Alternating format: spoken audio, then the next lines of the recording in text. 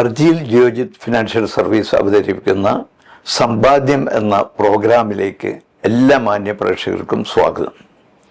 കഴിഞ്ഞ എപ്പിസോഡിൽ നമ്മൾ സാമ്പത്തിക ആസൂത്രണത്തെ സംബന്ധിച്ചാണ് സംസാരിച്ചത്.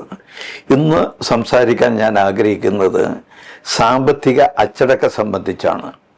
സാമ്പത്തിക അച്ചടക്കത്തെപ്പറ്റി പ്രത്യേകിച്ചും കേരളീയർ വളരെയധികം ഇമ്പോർട്ടൻസ് കൊടുക്കേണ്ട ഒരു വിഷയമാണ്. അതിന് കാരണം ഞാൻ കഴിഞ്ഞ എപ്പിസോഡിൽ സംസാരിക്കുന്ന കൂട്ടത്തിൽ പറയുകയുണ്ടായി, കേരളത്തിൽ പ്രവാസികൾ 2 ലക്ഷം കോടി രൂപ ഒരു വർഷം അയച്ചിട്ടും അതിൽ നിന്ന് സാമ്പത്തികമായിട്ടുള്ള അച്ചടക്കം ഇല്ലാത്തതിൻ്റെ ഭാഗമായി കിട്ടുന്ന സംഖ്യയെല്ലാം കൈയഴിച്ച് ചെലവഴിച്ച് പൂജ്യമാക്കുന്ന പ്രവണതയാണ് കേരളത്തിലുള്ളത്. അത് ആർഭാടങ്ങൾക്കും മറ്റെല്ലാ കാര്യങ്ങൾക്കും വേണ്ടി ഈ വരുന്ന പണം ഒരു പെർമനൻ്റ് സ്രോതസ്സിൽ നിന്ന് വന്നുകൊണ്ടിരിക്കുന്നതാണ് എന്ന തെറ്റായിട്ടുള്ള ധാരണയോടുകൂടിയാണ് പ്രത്യേകിച്ചും പ്രവാസികളും പ്രവാസികളുടെ ആശ്രിതരായിട്ടുള്ളവരും മൊത്തം കേരളീയരും ചെലവഴിക്കുന്നത്. ഈ 2 ലക്ഷം കോടി രൂപ കേരളത്തിലേക്ക് എത്തി എന്ന് പറഞ്ഞാൽ അത് മറ്റുള്ള ഏത് സ്രോതസ്സിൽ നിന്നാണോ കേരളത്തിലേക്ക് എത്തുന്നത് അവരുടെ കയ്യിൽ നിന്ന് മുഴുവൻ കേരളീയരായിട്ടുള്ള മൊത്തം കേരളീയരിലേക്ക് ഇറങ്ങി വരികയാണ് ചെയ്യുന്നത്.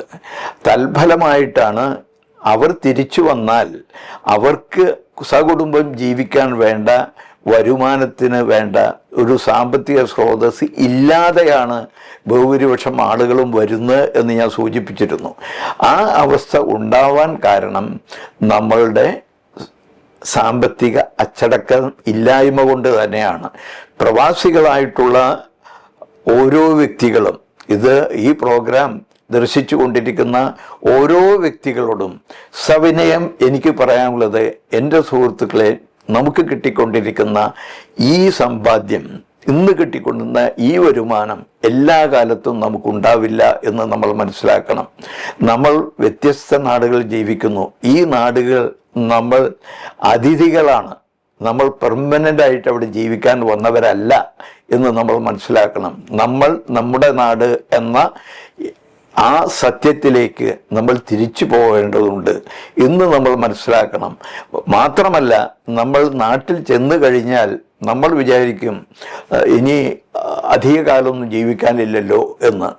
നമ്മൾ നാട്ടിലേക്ക് തിരിച്ചു പോയി കഴിഞ്ഞാൽ എത്ര കാലം ഗൾഫിൽ ജീവിച്ചോ ഒരു പക്ഷെ അതിൽ കൂടുതൽ കാലം ഇനിയും ജീവിക്കും.